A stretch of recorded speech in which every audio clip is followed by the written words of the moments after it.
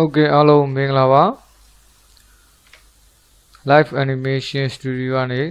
ကြိုဆိုလိုက်ပါတယ် Okay ကျွန်တော်တို့ဟလာ Blender software နဲ့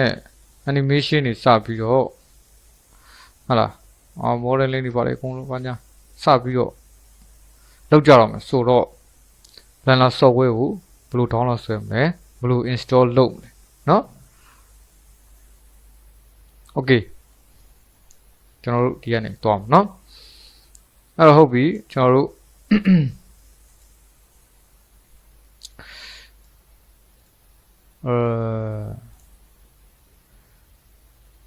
Google ကနေ Blender software download ရိုက်ချလိုက်เนาะပြီးရင်ဒီ link ကိုဝင်လိုက်ဒါဆိုရင် Blender software download ဆွဲမယ့်နေရာကိုရောက်တော့ပါပြီเนาะအဲ့တော့ free version ဖြစ်တဲ့အတွက်ကြောင့်ကျွန်တော်တို့ကလွယ်လွယ်ကူကူပဲဘာမှဟုတ်လား license ဘာညာဘာမှမရှိပဲနဲ့ကျွန်တော်တို့လွယ်တကူ download လုပ်ပြီးတော့လွယ်တကူပဲ install လုပ်ပြီးတော့အသုံးပြုရုံပါပဲเนาะဟုတ်ပြီအဲ့တော့ကျွန်တော်တို့ဒီမှာဟုတ်လား Mac အတွက်ကို Linux OS အတွက်ကိုเนาะကျွန်တော်တို့ဒီ Windows အတွက်ကိုဟုတ်လားဒီထဲမှာเนาะရှာယူပြီးတော့ download ဆွဲလို့ရပါတယ် Mac အတွက်ဆို Mac တခါတည်းเนาะတခါတည်းနှိပ်ပြီး install လုပ်လို့ရတယ်เนาะ Windows အတွက်ဆိုလည်း Windows installer เนาะတခါတည်းနှိပ်ပြီးတော့ဟုတ်လားဆွဲလိုက်တော့ဟုတ်လားလောစခဏလေးเนาะဟုတ်လား Mac အတွက်ဆိုလဲ Mac ကဒီမှာเนาะဟုတ်လား Mac အတွက်ဆိုလဲအဲ့ဒါဒီမှာတက်လာပြီ save လုပ်ပြီးတော့ download ဆွဲလိုက်တော့ဟုတ်ပြီเนาะအဲ့တော့ကျွန်တော်ပြောချင်တာကအခု Blender ကနောက်ဆုံး version က2934เนาะ 2.934 ထိရောက်သွားပြီပေါ့เนาะအဲ့တော့ဒီကောင်ပဲနှိပ်ပြီးတခါလဲ download ဆွဲလိုက်လေရတယ် install လုပ်လိုက်လေရဒါပေမဲ့ကျွန်တော်အရင် install လုပ်ထားတဲ့ version က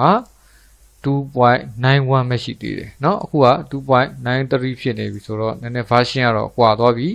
ဟုတ်လား version ကွာသွားပြီဆိုတော့နည်းနည်းလေးအပြောင်းလဲတွေဖြစ်မှာတော့စိုးတယ်ဒါပေမဲ့တူးတွေကတော့အများကြီးပြောင်းလဲသွားမှာတော့မဟုတ်ဘူးเนาะအဲ့တော့ SU လိုက်เนาะကိုယ့်ကို update ကို download ဆွဲခြင်းလဲဆွဲချပလိုက်เนาะဘာမှတိတ်မကွာသေးဘူးဟုတ်လားဒါပေမဲ့တချို့ကျောင်းသားလေးကြတော့နည်းနည်းလေးကွာသွားတာဟိုပါဗောနော်နည်းနည်းတိုင်ပတ်အမြင်မှာတိုင်ပတ်သွားမှာဆိုလို့ကျွန်တော်ဟိုတင်တန်းမှာတင်ဟိုလက်ရှိကျွန်တော် recording ဖမ်းထားတဲ့ recording ဖမ်းပြီးတော့tutorial တွေလုပ်ထားတဲ့ 2.91 ကိုသာ install လုပ်စီခြင်းတယ်ပေါ့နော်ဟုတ်ပြီနော်ကျွန်တော်ဒီ tutorial အတွက်ပြင်ဆင်နေတဲ့အချိန်မှာပဲဒီပေါ့Blender ကเนาะ version ပြောင်းသွားတာပေါ့เนาะ version နဲ့မြင့်သွားတာပေါ့သူကเนาะ okay နောက်မှတော့တိတ်ကွာမှာတော့မဟုတ်ပါဘူးเนาะအဲ့တော့အရင် version ကျွန်တော်အခုလက်ရှိတင်မဲ့ version က 2.91 ဖြစ်တဲ့အတွက်ကြောင့် 2.91 ဒီမှာ link เนาะ 2.91 ကိုရှာပြီးတော့ download ရမယ့် link လေးကိုကျွန်တော်ဟလာပေးထားတယ်เนาะအောက်မှာရှိတယ်အဲ့ link ကိုတိတ်ပြီးတော့ download ဆွဲပါအဲ့တော့အတိအကျပြောရရင် 2.912 เนาะဟုတ်လား 2.912 ဒီကောင်လေးပဲเนาะအဲ့ဒါကို Windows အတွက်ကဒီမှာ Mac OS အတွက်ကဒီမှာเนาะဟုတ်ပြီเนาะအဲ့တော့ကျွန်တော်ကနမူနာအနေနဲ့ install လုပ်ပြမယ်ဟုတ်ပြီเนาะကျွန်တော်က Windows ဖြစ်တဲ့အတွက်ကြောင့်เนาะ Windows ကိုကျွန်တော်တစ်ချက်နှိပ်မယ်ဒီမှာဟုတ်လားတက်လာပြီဆိုရင် save file လုပ်လိုက်เนาะ okay ဒီ download ထဲမှာတွားပြီးတော့ကြည့်နေပေါ့เนาะဟုတ်ပြီပြီးသွားပြီပဲထားပါတော့เนาะကျွန်တော်တော့ download ဆွဲပြီးသားဆိုတော့ download ဆွဲထားပြီးတဲ့နေရာကိုပဲတစ်ချက်ပြန်ပြီးတော့သွားမယ်ကျွန်တော်တို့ဒီမှာဒီ file လေးရဒီမှာရောက်ကျွန်တော်ကတော့စိတ်ထားတဲ့နေရာပေါ့เนาะတကယ်လို့များ download ဆိုတဲ့နေရာကဘယ်ရောက်သွားလဲဆိုတော့မသိဘူးเนาะမသိဘူးဆိုရင်ဘာလို့ဒီ download folder ထဲမှာပဲတွားကြည့်လေเนาะဒီထဲမှာပဲဟာ compressor တော့မရောက်ပါဘူး zip file မဟုတ်တဲ့အတွက်ကြောင့်ဒီ program ဆိုတဲ့ folder ထဲရောက်သွားလိမ့်မယ်ဒါမှမဟုတ်အပြင်မှာလည်းရောက်သွားလိမ့်မယ် okay အဲ့တော့ download တွေကိုတွားကြည့်တတ်ဖို့တော့လိုမယ်เนาะဟုတ်ပြီကျွန်တော်ကတော့ဒီမှာကျွန်တော် download ဆွဲရတဲ့ဟာလေးကိုတခြား folder တွေကိုစိတ်ထားလိုက်ပြီးဆိုတဲ့အခါ ဒီကောင်လေးကိုပဲ install လုပ်ပြတာနော် okay download ဆွဲထားတဲ့ဟာလေးကို install လုပ်ဖို့အတွက် double click ခောက်လိုက်ပါပြီးရင် run ကိုနှိပ်ပါပြီးရင်ဘာလုပ်မလဲဘာမှမလုပ်မလဲနှိပ်တာနှိပ်လိုက်တော့နော်ပြီးရင်သူ့ရဲ့ဟာလာ license agreement ဟာလေးကို accept လုပ်ပြီးပါနော်သူ့ license agreement ကို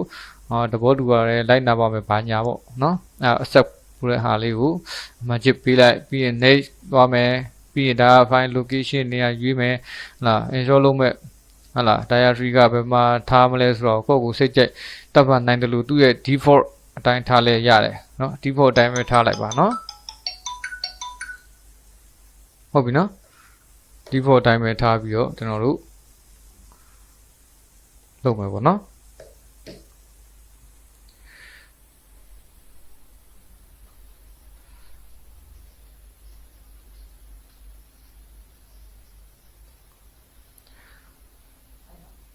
โอเคအဲ့ဆိုတော့ကျွန်တော်က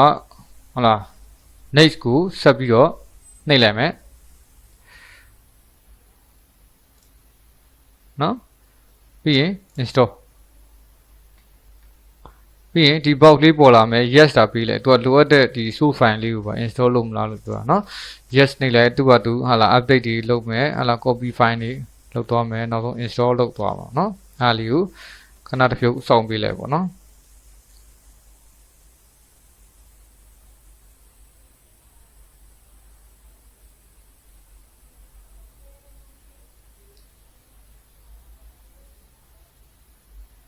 โอเคအဲ့ဒါပြီးသွားပြီเนาะ finish နှိပ်လိုက်တော့ပေါ့เนาะ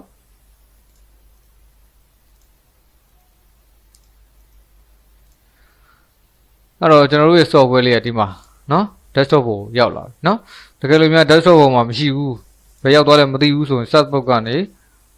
blender လို့ရိုက်ချလိုက်ဒီမှာရှိတယ်เนาะโอเคအဲ့တော့ကျွန်တော်တို့ရဲ့ software လေးကိုတစ်ချက်ဖွင့်ကြည့်အောင်